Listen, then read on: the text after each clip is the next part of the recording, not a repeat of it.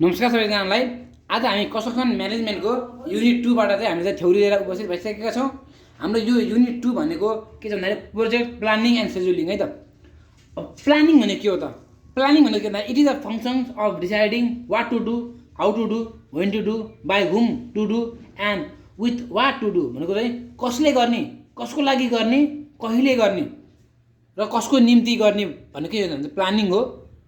Planning is done to achieve quality work within the estimated time in most economic way भनेको त एउटा estimated टाइममा चाहिँ हामीले सक्ने नै हामीले एउटा काम छ त्यसलाई एउटा कुनै निर्धारित समयमा सक्ने भनेको एउटा प्लानिङ हो कि होइन। अब स्टेप्स इन प्लानिङ भनेको प्लानिङको स्टेप्सहरू के छ भन्दाखेरि एउटा सेटिङ अब्जेक्टिभ भनेको एउटा अब्जेक्टिभ सेट गर्ने, एउटा गोल सेट गर्ने हो किन। डिटरमाइनिङ द अल्टरनेटिभ भनेको अब त्यो भएन भने अर्को अल्टरनेटिभ डिटरमाइन गर्ने, त्यसलाई इभ्यालुएट गर्ने अल्टरनेटिभ हो किन। सिलेक्टिङ द बेस्ट अल्टरनेटिभ भनेको अब धेरै अल्टरनेटिभ इभ्यालुएट गरे मध्ये त्यो अल्टरनेटिभ मध्ये चाहिँ हामीले बेस्ट अल्टरनेटिभ पनि चुज गर्नु पऱ्यो। अनि लास्टमा चाहिँ फर्मुलेटिङ द रियल प्लान हुन्छ, त्यो प्लानलाई चाहिँ हामीले फर्मुलेट गर्नु पऱ्यो भनेकै प्लानिङ हो।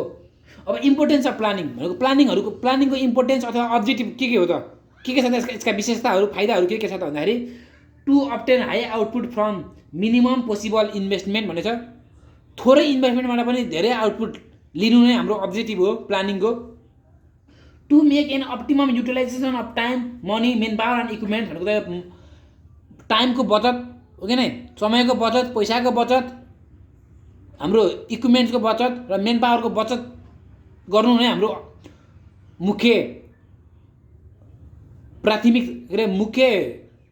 फाइदा अथवा इम्पोर्टेन्स हो प्लानिङको चाहिँ। त्यसै गरी हाम्रो to improve working efficiency of all staff भनेको सबै स्टाफको चाहिँ हाम्रो वर्किङ इफिसियन्सी इम्प्रुभ गर्नु नै हाम्रो चाहिँ के भन्दाखेरि इम्पोर्टेन्स पनि हो।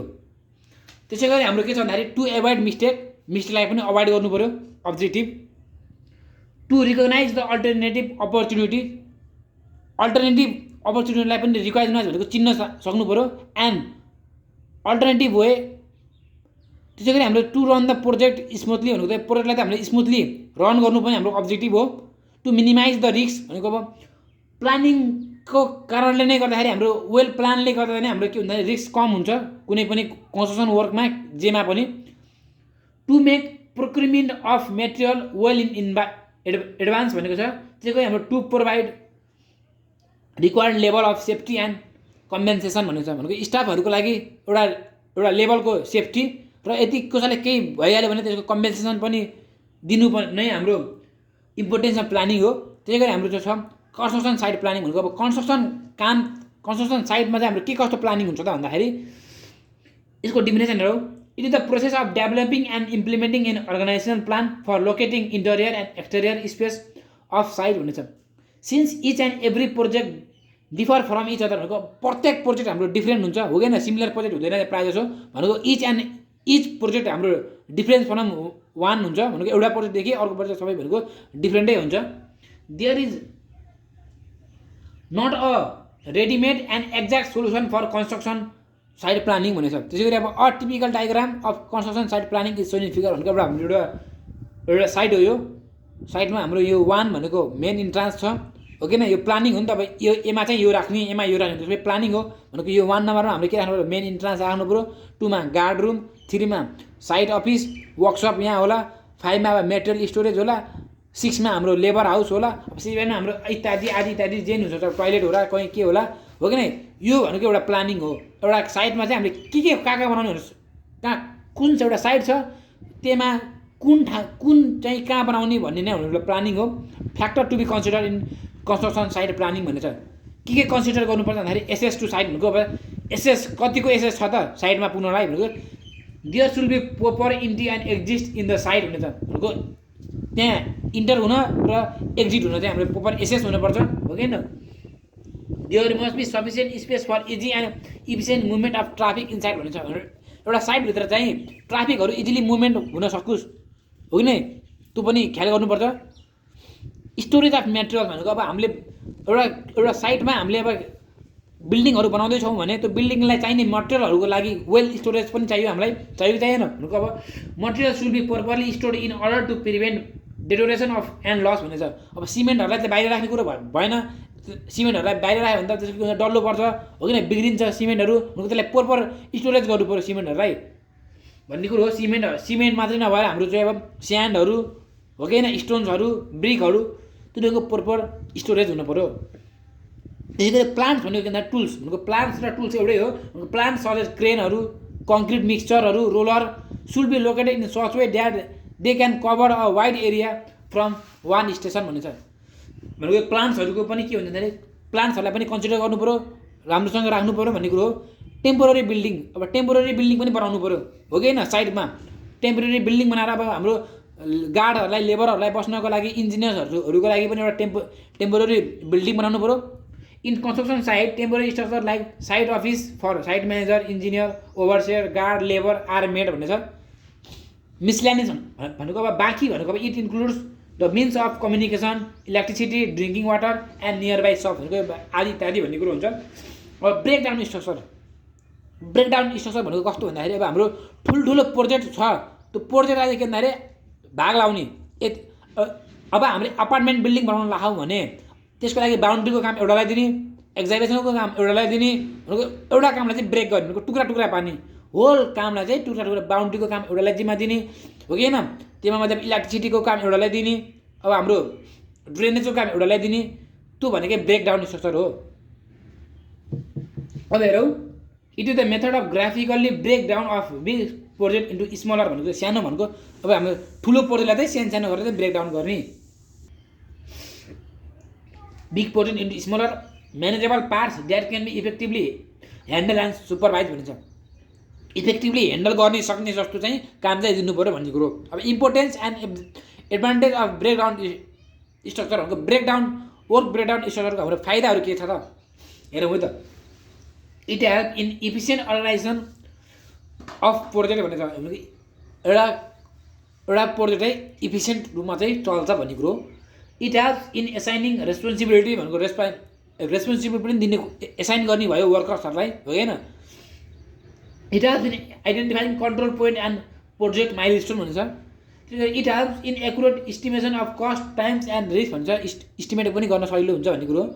It show clear relationship of each task to other task भनेको एउटा टास्क चाहिँ अर्को टास्कसँग रिलेटेड अथवा रिलेसन, एउटा टास्कसँग अर्को टास्क चाहिँ रिलेसन छ भन्ने कुरो पनि यसले सो गर्छ।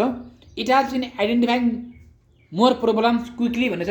प्रोब्लम्सहरूलाई चाहिँ क्विकली आइडेन्टिफाई पनि हुन्छ वर्क ब्रेकडाउन स्ट्रक्चरको भयो भने।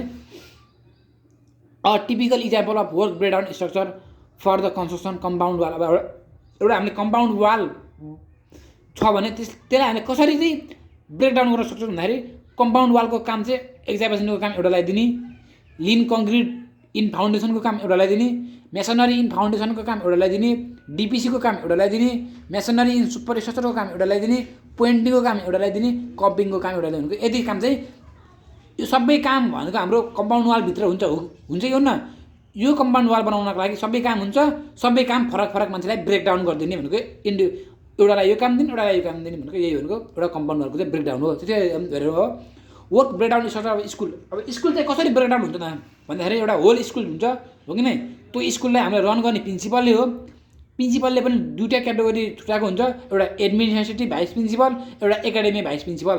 अब एडमिनिस्ट्रेटिभ भाइस प्रिन्सिपलमा के हुन्छ भने अकाउन्टेन्ट, स्टोर किपर, लाइब्रेरी किपर हुन्छ भने। अब एकाडेमिक भाइस प्रिन्सिपल छ भने एउटा कलेजमा सिभिल पनि फ्याकल्टी पढाइ हुन्छ, सिभिलको लागि एउटा भाइस प्रिन्सिपल राख्नु पऱ्यो अथवा कोअर्डिनेटर राख्नु पऱ्यो, coordinate.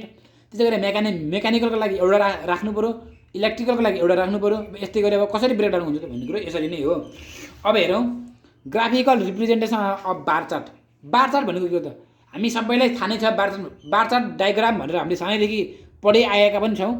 It is a graphical representation of various activities in the form of bar along with the starting point हो कि स्टार्टिङ डेट पनि हुन्छ, कम्प्लिसन डेट हुन्छ and duration of a chart by means of original bar हुन्छ। एउटा हामीले चाहिँ original बार चाहिँ हामीले चाहिँ डिटर्माइन गरेको हुन्छ बार चार्टलाई चाहिँ। The length of bar indicates the duration भनेको अब त्यो बारको लेन्थले चाहिँ हाम्रो ड्युरेसनलाई इन्डिकेट गरेको हुन्छ। अब चाहिँ हाम्रो the bar chart was introduce in 1980 by Henry Gantt, so it is also known as Gantt chart भन्छ। बार चार्टलाई हामीले चाहिँ अर्को भाषामा ग्यान्ट चार्ट पनि भन्ने रहेछ। A sample of bar chart for the construction of foundation is shown below भनेको छ। एउटा बार चार्टको डायग्राम हेरेर कसरी हुन्छ भन्दाखेरि यो एउटा बार चार्ट हो भनेको अब वार्ता लेआउट एन्ड एक्जिक्युसन काम चाहिँ हाम्रो कति दिनमा सकिनु छ भन्दाखेरि 5 दिनमा हो कि हैन 5 दिनसम्म चाहिँ सुरुको 5 दिनसम्म चाहिँ हाम्रो चाहिँ यो काम हुने रहेछ भनेको लेआउट एन्ड एक्जिक्युसन काम। अब यो काम सकेपछि प्लेस लिन कङ्क्रिट काम भन्छ हामीले 6 देखि 7 भनेको 1 दिनमा सकिने रहेछ। त्यसैगरी फेब्रिकेटेड सटरिङ काम चाहिँ हाम्रो चाहिँ 1 देखि 3 दिनसम्ममा सकिने रहेछ। त्यसैगरी हाम्रो यो भनेको त यसरी चाहिँ हाम्रो एउटा चाहिँ बार डायग्राममा चाहिँ सो गरेको छ। अब यसको एडभान्टेज के हो त भन्दाखेरि it gives clear idea about different activities to be perform भनेको डिफ्रेन्ट एक्टिभिटिज पर्फर्म गरेको चाहिँ यसले आइडिया दिन्छ हो किन कुन एक्टिभिटी चाहिँ कहिले पर्फर्म हुन्छ भनेर आइडिया दियो नलेज दियो। It gives clear idea about time required for the completion of each activity भनेको अब इच एक्टिभिटीको हाम्रो टाइम कम्प्लिसन टाइम पनि दियो भनेको अब लिन कङ्क्रिट चाहिँ कति दिनमा सकिने भन्दाखेरि 1 दिनमा सकिने भयो। लेआउट एन्ड एक्जिक्युसन काम कति दिनमा सकिने भन्दा 5 दिनमा सकिने भयो भनेको यसले हाम्रो चाहिँ टाइम पनि दियो। It gives clear idea about the date on which how much materials equipment and labour are required भनेको कुन दिनमा कति सामान प्रयोग भयो कति लेबर प्रयोग भयो भनेको त्यो पनि यसले सो गर्ने भयो। It helps in analysing the project of each work भनेको अब प्रोग्रेस भनेको प्रोग्रेस है भनेको प्रोग्रेस पनि देखाउने भयो कुन काम चाहिँ कसरी बढेको छ कुन हिसाबमा बढेको छ त्यो कामले कति लिएको छ पनि बताउने भयो। It facilitates timely procurement of various resources भन्ने छ। It facilitate optimum utilisation of resource भनेको चाहिँ यो चाहिँ हाम्रो एडभान्टेज भयो। अब यसको डिसएडभान्टेजहरू के छ त बार चार्टको भन्दाखेरि हेरौँ है त के छ भन्दाखेरि it is difficult to find complicated interdependency among various activities भनेको छ। It is not suitable for large and complicated project भनेको छ लार्ज एन्ड कम्प्लिकेटेड सुटेबल हुँदैन। Delay in the work are not detect till the allocated time is over भन्छ। अब काम ढिलो भयो भने चाहिँ के गर्ने अब यदि यो काम अब हाम्रो अब 1 देखि 5 दिनसम्ममा यो काम सक्नुपर्ने हुन्छ सक्नुपर्छ कि नै यो काम सकेपछि यो काम सुरु हुन्छ भन्यो भने यदि यो काम ढिलो भयो भने यो काममा पनि डिले हुने भयो यो काम डिले भयो भने यतापट्टिको काम पनि डिले भयो भने यसले डिले चाहिँ काममा चाहिँ डिले हुने भयो भन्ने कुरो हो डिले इन द वर्क भनेछ। It does not indicate which activity are critical and need more careful for सुपरभिजनको कुन एक्टिभिटी चाहिँ क्रिटिकल छ र कुन एक्टिभिटी कुन काम गर्दा चाहिँ हाम्रो चाहिँ धेरै केयरफुल चाहिन्छ भन्ने कुरा यसले सोचै गर्ने भएन। In case of variation from plans programme it is difficult to find out alternative course भन्छ अल्टरनेटिभ कोर्स फाइन्ड आउट गर्न पनि गाह्रो हुने भयो। It does not indicate actual rate progress but only show the time which is schedule यसले rate चाहिँ progress rate चाहिँ show गर्ने भएन भन्ने कुरो। त्यसै हाम्रो लिङ्क बार चार्ट छ है त it is the project planning tools which is advance than bar chart bar chart भन्दा एडभान्स हो। It show link between preceding and succeeding activities भन्ने छ भनेको अघि आउने पछि हुने काम र अगाडि हुने कामलाई चाहिँ यसले लिङ्क गर्ने रहेछ भन्ने कुरो हो।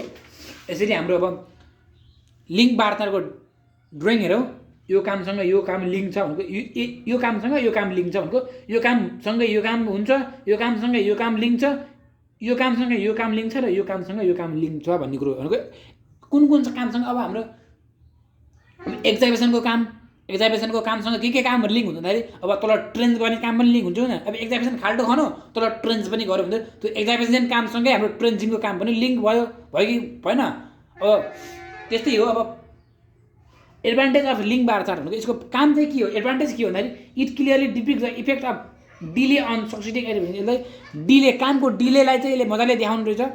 It provide information if there is some extra time available for activities for its completion भनेको अब केही टाइम बाँकी छ कि छैन कम्प्लिसन हुने टाइम रहेन त्यो पनि देखाउनु रहेछ।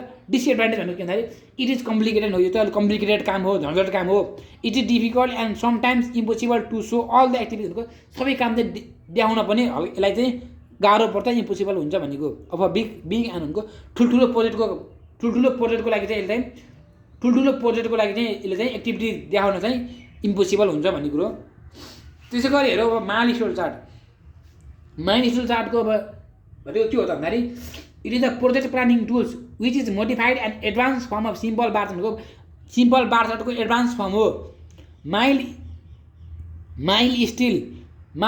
Milestone are the key event of main activities and are represented by circle or square within the length भनेछ length of a bar. Advantage भनेको it gives detail information than that given by a simple bar chart better monitoring and controlling can be एचिभ्ड achieved by using milestone chart, other same as simple bar भनेको अर्कै simple बार चार्टसँगै हुन्छ। अरू चाहिँ advantage, यसको advantage चाहिँ अरू भनेको यस्तै हो एडभान्टेज। यति चाहिँ बाँकी दुईवटा चाहिँ थपिने भयो, अरू भनेको यस्तै हो एडभान्टेज भन्ने हो। अब डिसएडभान्टेज भनेको यो सिम्पल बार चार्टको पोइन्ट नम्बर 5 भनेको नि, सिम्पल नम्बर भनेको same as simple bar chart except point number 5 भनेको पोइन्ट नम्बर 5 बाहेक अरू सब बाहेक चाहिँ हाम्रो यसको डिसएडभान्टेज हो माइलस्टोन बार चार्टको भन्ने कुरो। यसको फिगर हेर्नु यस्तो हो। Advantage of construction schedule. अब कन्स्ट्रक्सन सेड्युलको एडभान्टेज के हो? सेड्युल बनाउने कन्स्ट्रक्सन काममा सेड्युल बनाउँदाखेरि के फाइदा हुन्छ भन्दाखेरि generate knowledge about the plan and details of project भनेको प्लान र डिटेल पनि थाहा हुन्छ प्रोजेक्टको। Improve planning of resources such as labour and equipments भनेको छ। Minimise quality control by properly sequencing the work भनेको छ। त्यसै गरी हाम्रो improve safety performance by sequencing the activities to ensure maximum protection for worker भनेको छ। Reduce risk of the project भनेको रिस्क पनि यसले रिड्युस गर्ने भयो। Completion of project within the specific time fulfilling the goal of project भनेको छ। अब चाहिँ हाम्रो अब प्रिपेरेसन अफ कन्स्ट्रक्सन सेड्युल भनेको अब कन्स्ट्रक्सन सेड्युल चाहिँ कसरी प्रिपेयर गर्ने भन्दाखेरि अब scheduling is the process of setting the various plan activity by fixing the starting and finishing point भनेको छ, हो कि न, फिनिसिङ डेट भनेको छ। स्टार्टिङ पोइन्ट र फिनिसिङ पोइन्टलाई चाहिँ हामीले मध्यनजर गरेर हामीले चाहिँ प्लान गरेको हुन्छ, सेड्युल गरेको हुन्छ भन्ने कुरो। of each activity in such way that the whole work is executed in orderly and systematic way भनेको छ। टाइप्स अफ सेड्युलको सेड्युलको नि टाइप्स के भन्दाखेरि वर्क सेड्युलको कुन काम चाहिँ आज काम के काम भयो त्यो कामको सेड्युल भनेको वर्क सेड्युल। मटेरियल सेड्युल भनेको कुन मटेरियल त प्रयोग भयो भनेको आजको दिनमा हामीले कुन मटेरियल प्रयोग गर्यो भनेको मटेरियल सेड्युल। लेबर सेड्युल भनेको चाहिँ को लेबर आए, कतिजना आए, त्यो भनेको लेबर सेड्युल हो। इक्विपमेन्ट सेड्युल भनेको आज कुन इक्विपमेन्ट प्रयोग भयो त काममा, त्यो भनेको इक्विपमेन्ट सेड्युल हो।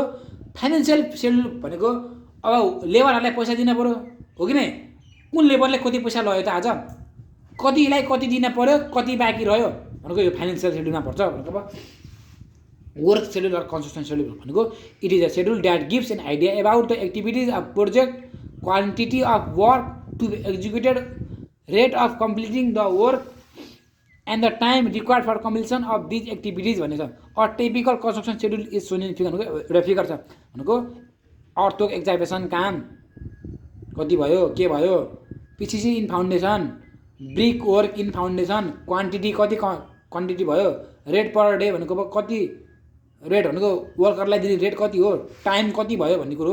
अब मटेरियलहरू it is the schedule that gives an idea about the types and quantity of material required in the project and the time when they are required भनेको छ। कहिले चाहिन्छ, कुन दिन चाहिन्छ भन्ने कुरो। अब हेरौँ यो पढ्नु होला हजुरले आफूले। अब फिगर हेर्नु है त, सिमेन्ट कति क्वान्टिटी प्रयोग भयो, यसको युनिट के हो, मिटर क्युबमा प्रयोग हुन्छ, अथवा ब्याग्समा कति ब्याग प्रयोग भयो। ब्रिक भनेको क्वान्टिटी कति क्वान्टिटीमा प्रयोग भयो, नम्बर्स, यसको युनिट नम्बर्स। कोर्स एग्रिगेटको कति हो, कति कति कति मिटर क्युबमा प्रयोग भयो। फाइन एग्रिगेट कति मिटर क्युब प्रयोग भयो, यी फर्स्ट महिना पहिलो महिनामा कति भयो, दोस्रो महिनामा कति प्रयोग भयो, तेस्रो महिनामा कति भयो, चौथो महिनामा कति, यो त हेरौँ मटेरियल सेड्युल भयो। अब लेबर सेड्युल भनेको के भन्दाखेरि it is the schedule that gives an idea about types and numbers of labour and the date when they are required हुन्छ। This schedule is prepare on the basis of work schedule. हेरौँ है त, अब mason भनेको मेसनको कतिजना labour प्रयोग भयो, के भयो, टोटल नम्बर अफ रिक्वायर्ड भयो भनेको कतिजना, टोटल नम्बर अफ रिक्वायर्डको मेसनको कतिजना प्रयोग भयो लेबरहरू, कार्पेन्टर कतिजना प्रयोग भयो, बार पेन्टर कतिजना प्रयोग भयो, त्यो हाम्रो चाहिँ लेबर सेड्युल भयो। अब फाइनेन्सियल सेड्युल भनेको के भन्दाखेरि अब फाइनेन्सियल भनेको पैसा हो, पैसा दिने हो लेबरहरूलाई। 1 महिना 1 गते के कामको लागि कुन रेकर्डलाई कति पैसा दियो, अब फाइनेन्सियल भयो है त। त्यसै गरी हाम्रो इक्विपमेन्ट भनेको चाहिँ कुन इक्विपमेन्ट प्रयोग भयो त, सोभेल कतिवटा प्रयोग भयो, एक्जाइभेटर कतिवटा प्रयोग भयो, कति समय प्रयोग भयो, कङ्क्रिट मिक्सर कति समय प्रयोग भयो, क्रेन कति समय प्रयोग भयो भनेको यो भनेको हाम्रो इक्विपमेन्ट सेड्युल हो। आजलाई यति नै। भिडियो मन पऱ्यो भने लाइक, कमेन्ट, सेयर, सब्सक्राइब गरिदिनु होला। हस्त, धन्यवाद।